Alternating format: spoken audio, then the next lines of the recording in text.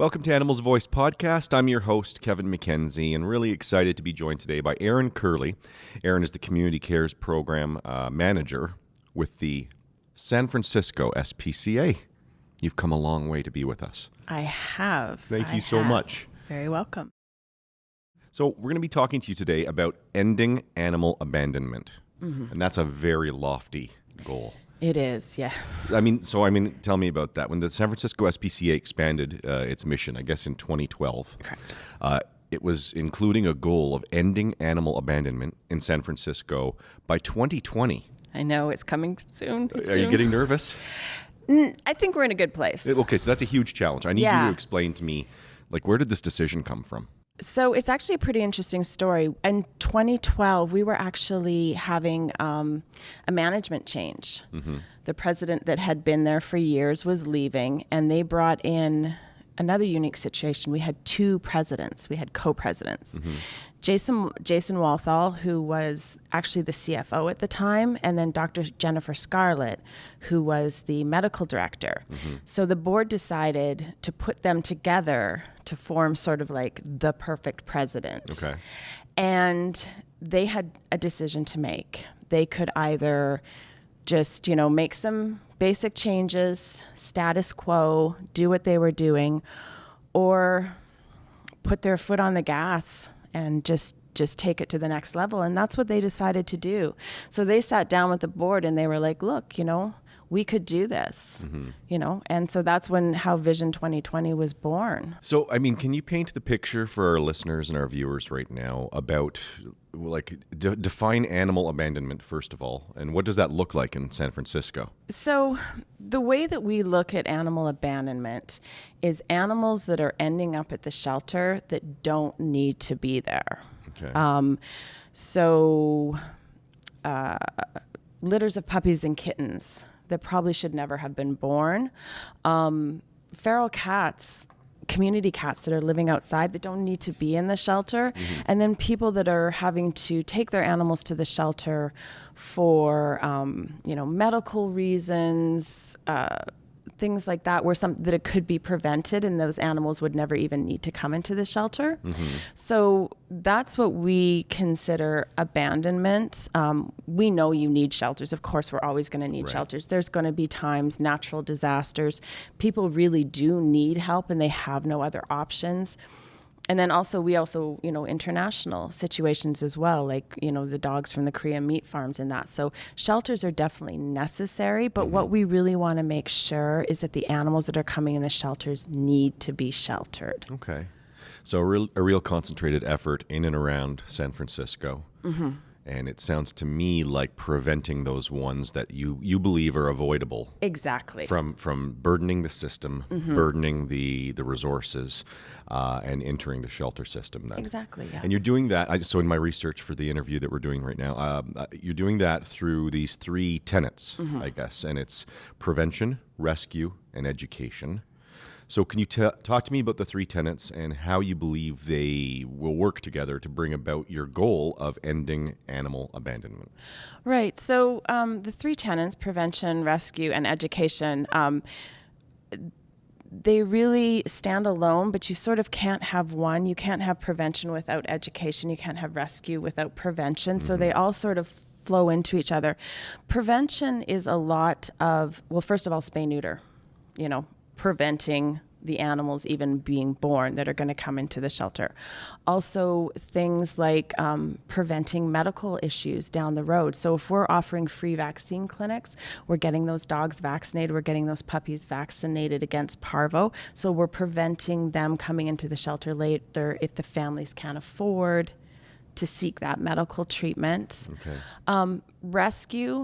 Rescue is more around helping out other shelters because once you get out of San Francisco is kind of a bubble in California. Okay. We're very unique. And once you get out of the Bay Area, there are a lot of shelters that, they don't have the luxury of being no-kill. They are very overwhelmed. So when we don't have the animals coming into our shelters, that leaves us the room and the capacity to bring in animals from shelters that are getting a lot of animals into them. So we will go out into other communities. We work with a clinic in Stockton, a shelter in Stockton, to help them, and we'll take their cats and their kittens. We'll take their ringworm cases. We have a really good ringworm program as well. So that's what we talk about when we talk about rescue, is just going out into other communities and bringing them into our shelters so that we can move them through quickly as well. You're painting a picture of a very collaborative relationship within, well, certainly the San Francisco area, but you talked about getting outside the bubble of Frisco. Yeah. Would you paint that picture as California-wide, that there's a very collaborative animal welfare effort? I ask that because when I came into the animal welfare world almost 5 years ago now, it was a refreshing awakening for me, coming from a different fundraising background in the hospital industry, to see the level of collaboration between animal welfare organizations, where there could be a choice at the top of these groups or at the executive director level to look at each other as competitors. But I don't see that in animal welfare, certainly not in the pronounced way that I did in other sectors. Is it the same in California? It is, definitely. When it all boils down, we're all in it for the animals, and it doesn't benefit the animals to be in competition. So everybody works really well together. Of course, there's always going to be, a little bit of tension. Like, we work with our municipal shelter, the Animal Care and Control of San Francisco, very, very closely. Are they doing everything that I would like them to do? No, sometimes. And, sometimes they look at us and, they're just like, what are you guys doing now? But, on a day-to-day basis, we work really well together. And, like I said, we're in it for the animals. So there is definitely a collaboration. Okay. We're going to come back from commercial break in a second, and I want to talk a little bit more about the 3 tenets, okay, to make sure that our listeners and the other animal welfare groups that tune in and listen are aware of exactly what we're saying. We're talking to Erin Curley, the manager, Community Cares Program from the San Francisco SPCA. Please stay with us. We will be right back. Dispatch 694, dog is an adult shepherd, red nylon collar, non-ambulatory, notify emerge 15 minutes out. When you change your address, you tell certain people. Change your phone number, same thing. He's got a microchip. I'll call the owner. We're sorry. You have reached a number that has been disconnected or is no longer in service. Remember to always keep your pet's microchip information, including emergency contact, current. A message from the Ontario SPCA. Welcome back to Animals Voice Podcast. I'm talking to Erin Curley, the manager of the Community Cares Program with the San Francisco SPCA. Want to remind everybody that you can subscribe to the Animals Voice on iTunes, on SoundCloud. We would love for you to tune in, to share the broadcasts, and to subscribe. And we love hearing your show ideas as well. So you can contact me on Twitter at OSPCAKevin, or email me at kmckenzie@ospca.on.ca. The plugs are over now. So what I wanted to revisit and come back to was, you talked about really the 3 pillars that your entire ending animal abandonment campaign and goals are set upon are the 3 tenets of, prevention, rescue, and education. So if you have a neighboring community or a shelter in California call you and ask you to run through those, take me through your elevator pitch of explaining those 3 tenets again. Sure. So prevention, keeping the animals out of the shelter. Low cost or free spay-neuter, community cats, TNR. Rescue, working with other shelters to take animals from their overcrowded shelters and into our shelter, which is always less crowded.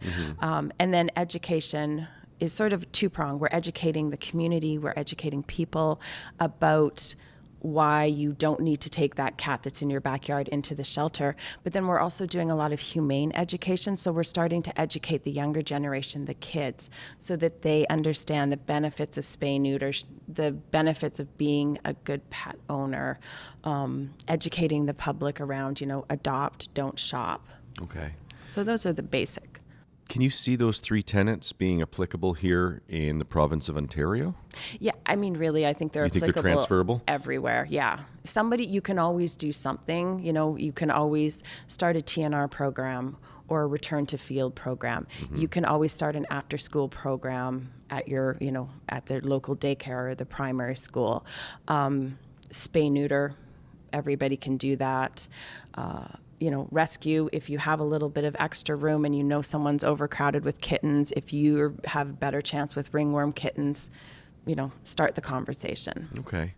So you're about, I guess you're more than halfway in since you started this in 2012, right? Yes. So do you have advice for organizations within Ontario that might be looking to attempt a goal like the one that you have set? You're a few years in now. Looking back, would you have done things differently? Would you have altered your approach? What can you tell an organization here in Ontario that might want to replicate what you've done?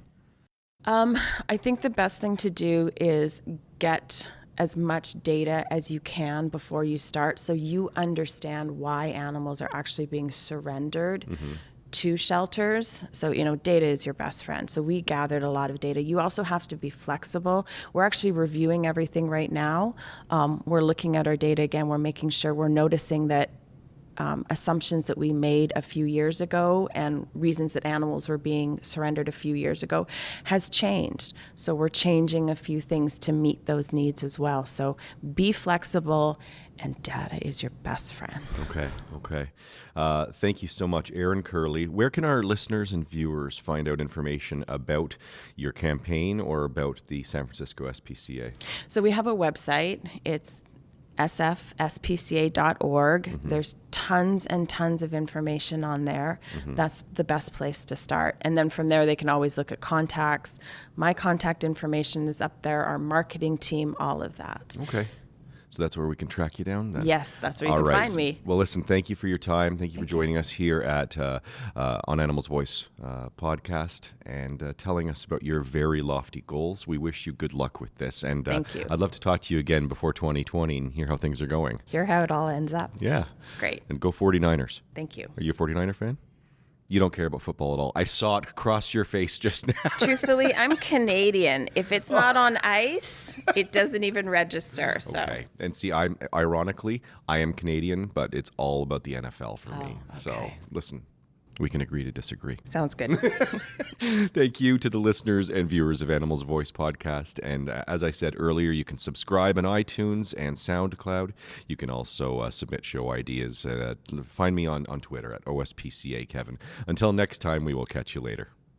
Hey guys, Callie here from the Ontario SPCA. Thank you so much for tuning into this video, and of course subscribe so that you can catch our brand new videos every other Tuesday. Hey, don't forget, like, share, comment, because we love to hear from you.